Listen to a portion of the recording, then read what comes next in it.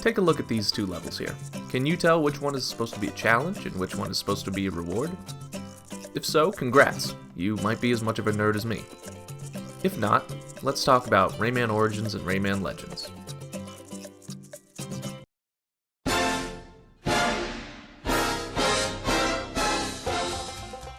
Rayman Origins and its sequel, Rayman Legends, are 2D platformers, a genre not too often seen these days outside indie games and games starring a certain Italian plumber.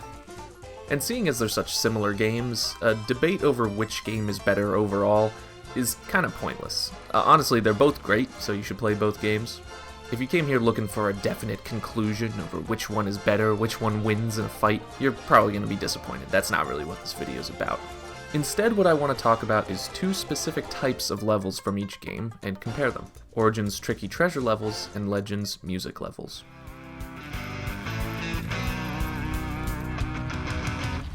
The Tricky Treasure levels in Origins are basically the real bosses of each world. Sure, there are actual bosses in Origins, but they're mostly easy and all kind of boring, so we don't need to talk about them.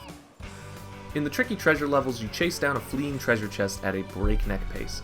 A single screw-up means death, and you need near-perfect execution to finish these levels. To me, this kind of speedy, precise platforming is what Rayman is all about, or at least what these new games are all about. I never played the old ones. The first few Tricky Treasure levels are tests of what you learned in the preceding levels. The second half of the Tricky Treasure levels start combining elements of all the previous levels. In the first world, you learn general movement and also wall jumping, and that comes into play in the Tricky Treasure level. The second world teaches you about wind that will change your jump arcs, and the Tricky Treasure level, likewise, involves a lot of wind. This continues on with the first 5 worlds, each teaching you a new mechanic, and the Tricky Treasure level being an overall test to make sure that you've mastered that mechanic. These levels are filled with surprises, and no two levels are exactly alike, and there aren't any patterns within the levels either. These are meant to be tried and failed and tried again over and over and over until you completely master them. That said, they're not unfair. You could conceivably get through in just a few tries, if you're good enough. These levels are meant to challenge the player and make sure that they've mastered all the game's concepts, or at least all the concepts that they've learned up to this point. And you actually unlock the final, hardest level in the game only once you've completed all 10 Tricky Treasures. See, this is one of the things I like so much about Rayman Origins. It treats a challenge as a reward in and of itself. Some games like to give you things that make the game way easier as rewards. Get all of the secret tombs in Assassin's Creed 2 and you get the best armor in the game. Get all the crystals in Grow Home, and yes, I'm talking about Grow Home yet again, and you get an infinite jetpack. Beat all the Tricky Treasure levels in Rayman Origins, and what do you get? Access to the Land of the Living Dead, the most brutal, precise, painfully long level in the entire game with a tough final boss at the end.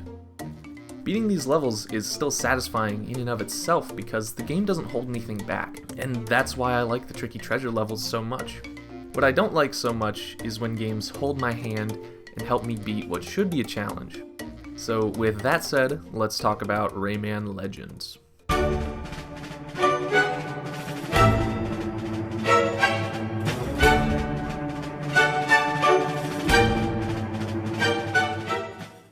In Rayman Legends, the Tricky Treasure levels are gone, and in their place are music levels.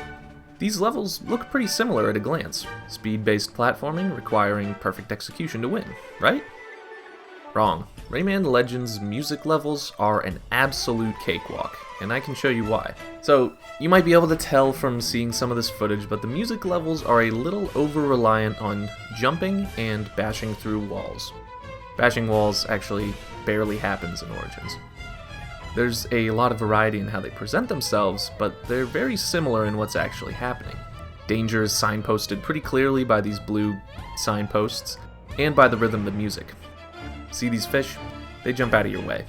See these bombs? They can't actually hit you. See these vines? The only way to get hit by them is to basically stop moving. See these little trails of lums? They tell you exactly where to go to avoid danger. These levels are full of dangerous-looking obstacles, but they don't actually impact gameplay in any way. The music levels are meant to be done in a few tries, and they're fun to watch and easy to perform correctly. They're a slight challenge at first, but once you get the idea, everything just kind of falls into place. Checkpoints are pretty abundant, even though you probably won't really need them, because these levels aren't the same things as the Tricky Treasures. They're meant to be breezed through and look spectacular and cool to an audience. Since, like I said, I'm a massive nerd, I went through each Tricky Treasure level and each music level and did an objective comparison of them. These are my findings. They're interesting to me, and maybe other people won't be as interested, I don't know. So there's 10 Tricky Treasure levels total with an average stage length of 45 seconds. They have no checkpoints, and smashing through walls or enemies only happens 38 times total. That's only an average of 4 times per stage. Okay, now on to Legends. Legends has 6 music levels with an average length of 1 minute and 40 seconds, more than twice as long. Longer stages sounds like it probably would be harder, but remember that Legends has checkpoints while Origins does not. Here's the big one though. Smashing through walls or enemies happens 119 times total over the 6 stages, or an average of 20 times per level. In one level it happens 39 times. To me, this doesn't really feel like a platformer, it feels like Guitar Hero. Now, all of this is not to say that Rayman Legends is a worse game than Rayman Origins. And that's also not to say that Rayman Legends doesn't have challenging levels. It most certainly does. This dragon one, the first time, is absolutely brutal. But the challenging levels don't really seem like as much of a focus anymore. And I don't really have any cold hard facts about why the music levels were added and given so much attention, but who needs facts when I can just speculate? Personally, I think the music levels were added to give non-players something cool to look at, in an age where watching other people play games is actually becoming an industry in and of itself. And look how much more popular the music levels are on YouTube versus the Tricky Treasures.